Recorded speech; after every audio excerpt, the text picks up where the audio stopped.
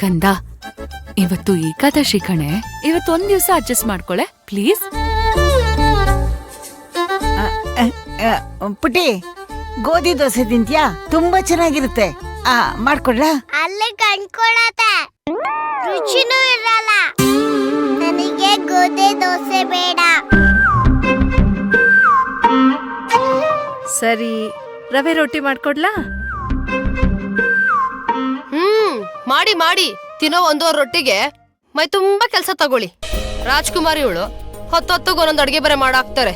ನಾವು ಚಿಕ್ಕವರಿದ್ದಾಗ ನಿರ್ಜಲ ಏಕಾದಶಿ ಅಂತ ಮಾಡ್ತಾ ಇದ್ವಿ.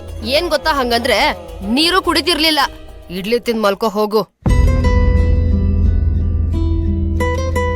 ನೀವ್ ಹೇಳದ್ಮೇಲಂತೂ ಇಡ್ಲಿ ಬೇಡವೇ ಬೇಡ.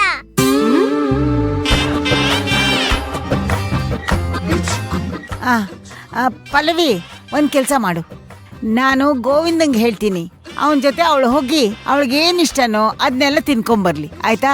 ಇವತ್ತು ಏಕಾದಶಿ, ಹೊರಗಡೆ ಏನೂ ತಿನ್ನೋ ಹಾಗಿಲ್ಲ.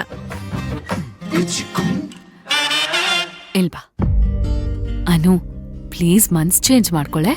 ಇಡ್ಲಿ ಇಷ್ಟ ಅಂತ ಹೇಳು. ನನಗ್ ಬೇಡ, ನಾನು ಹಾಗೆ ಮಾಡ್ಕೋತೀನಿ.